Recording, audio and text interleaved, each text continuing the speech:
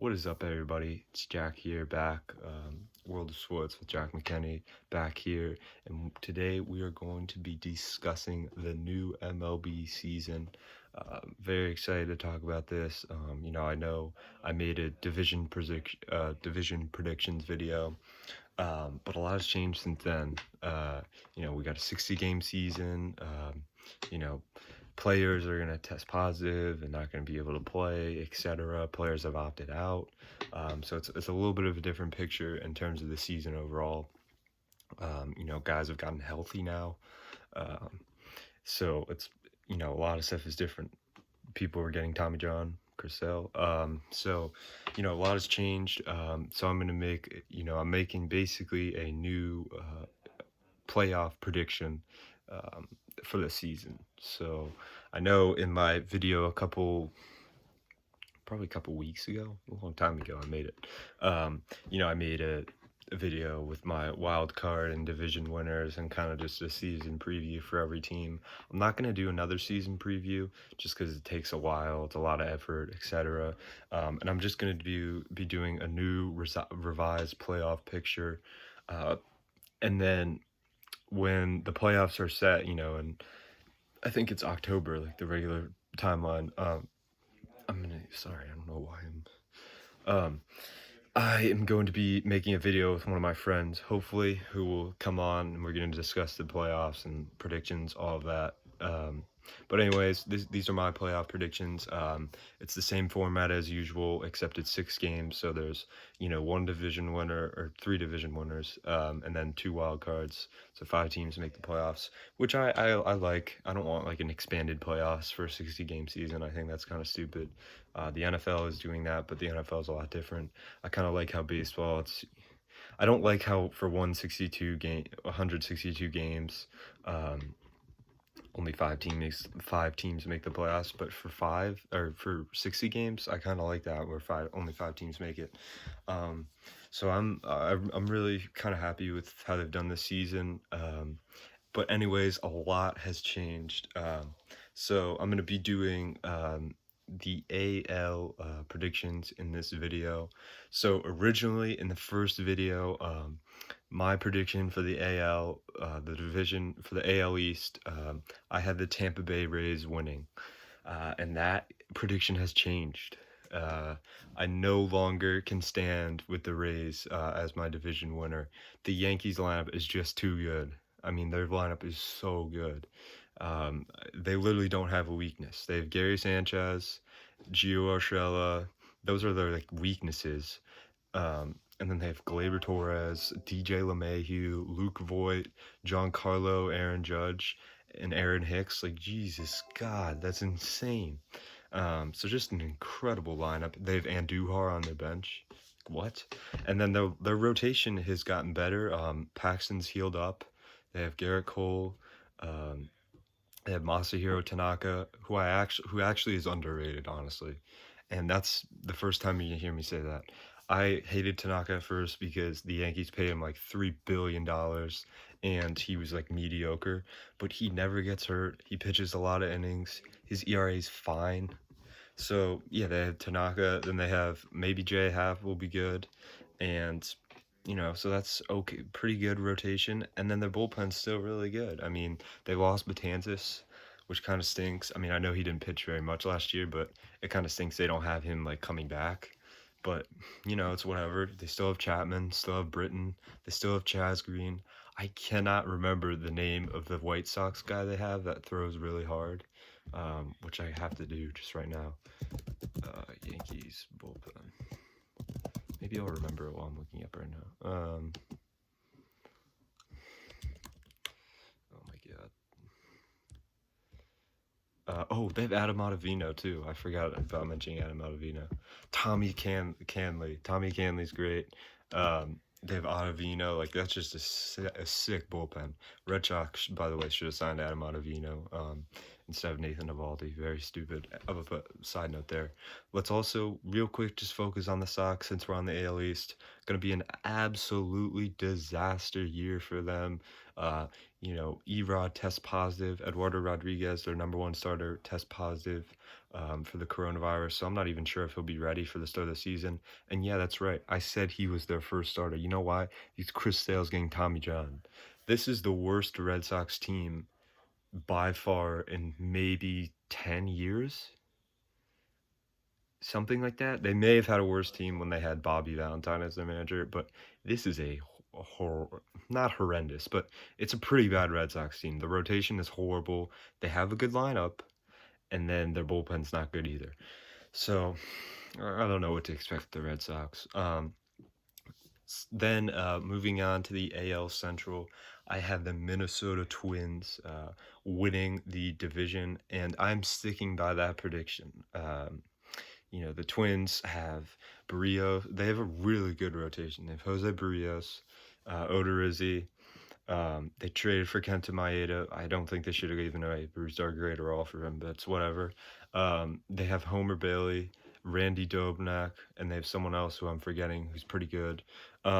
So I mean that's a really solid rotation, and then their lineup is probably a top 5 in the MLB. Again, it's kind of like the Yankees. There's just no weakness. I mean, you have Mitch Garver. It's just a bunch of really underrated players. Also, like Mitch Garver's great player, underrated. Kepler, really underrated. Eddie Rosario, really underrated. Byron Buxton could have another breakout. I mean, Byron Buxton's pretty good, but he could even, be even more dominant this season.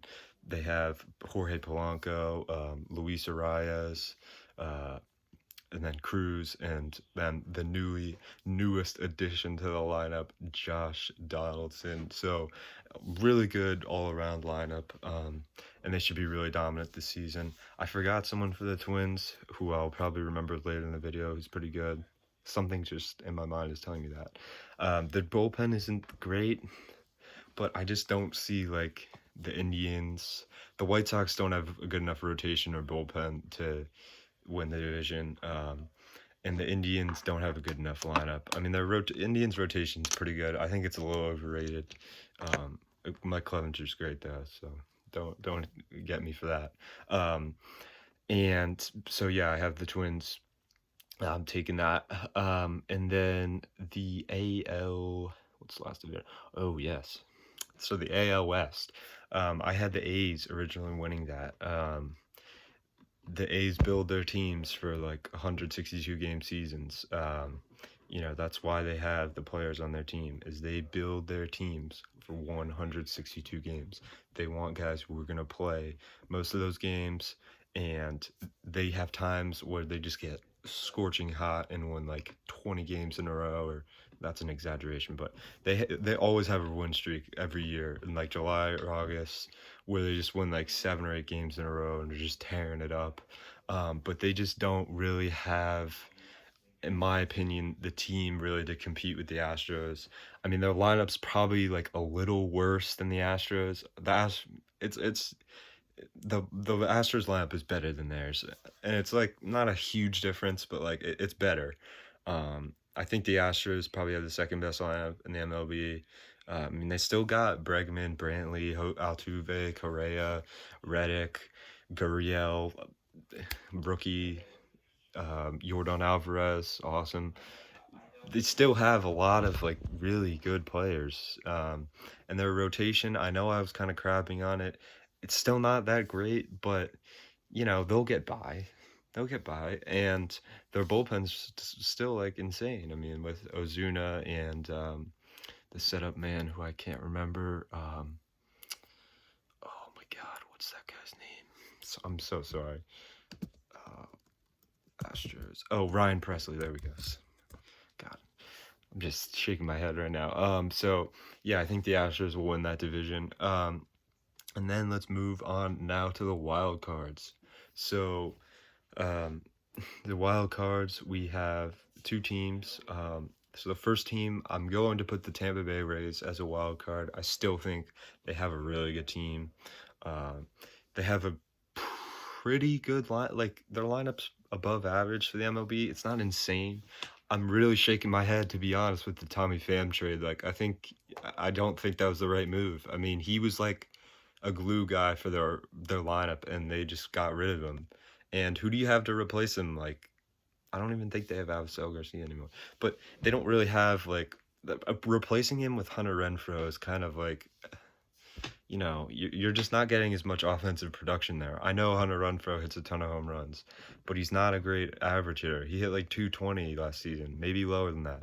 Um, so I mean, their lineup's like okay. I mean, they still have Meadows, they still have Lowe.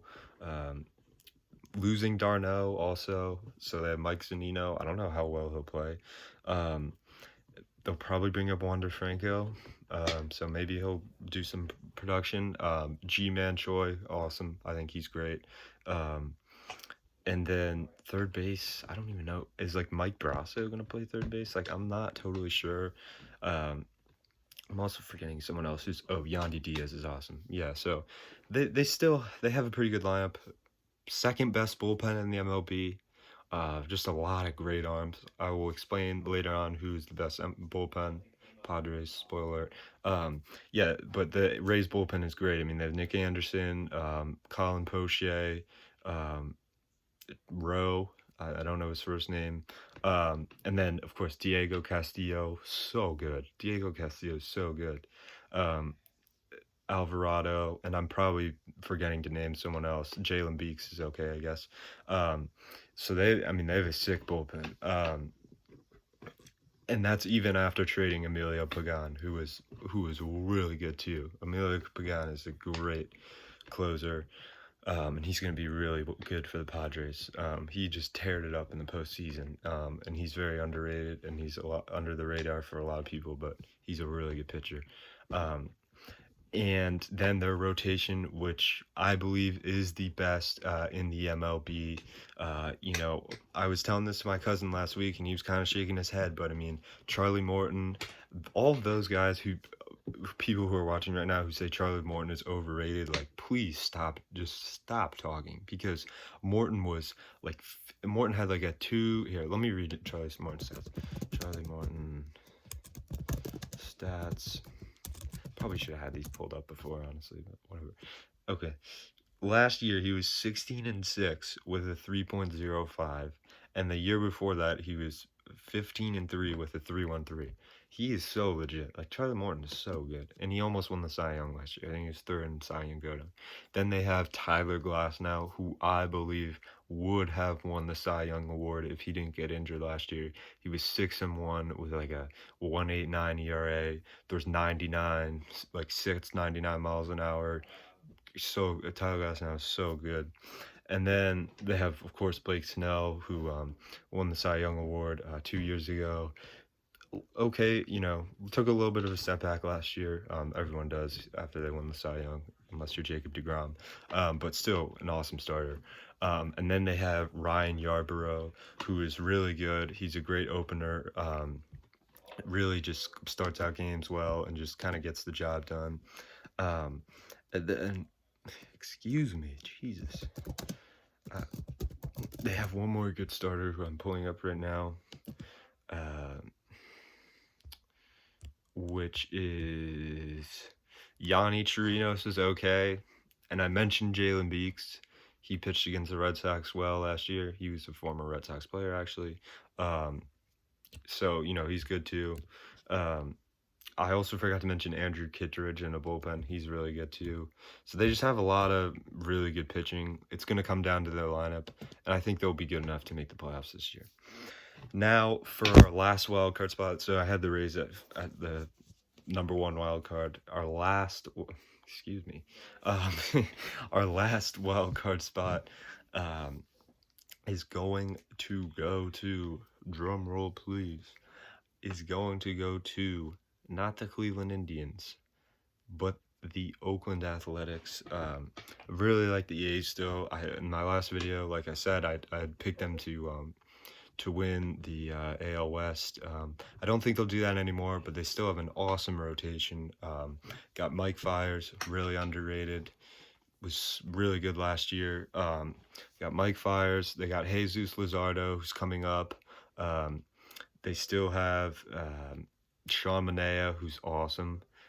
They got Frankie Montas, who's back from the PEDs. Had a great year last year. He was on PEDs, but I still think he's a great starter. And then they got AJ Puck too. Him and Luzardo were both top 30 prospects. So this is a really good starting rotation. And then you look at their bullpen. They lost Trinan. They still have, in my opinion, the best closer in the MLB with Liam Hendricks. Liam Hendricks is so good. Just nasty. Um, really, probably the most consistent closer last year besides Kirby Yates. And then they have other guys in the bullpen. They have Jake Diekman, who's okay. We'll see if Lou Trevino can bounce back. And there's someone else in the bullpen who's pretty good. But their bullpen is really good, and it's always good. They always have a good bullpen because Billy Beane really cares about their bullpen. So those are my predictions. I hope you enjoyed it. To all my Sox fans out there, stay strong. It's going to be a rough season, but, let's just hope for the best, I guess. I don't even know what we're hoping for at this point. It's a really, really strange time to be a Red Sox fan. But anyways, enjoy the video. Thanks for watching. Subscribe, like, everything. Thank you guys. See you.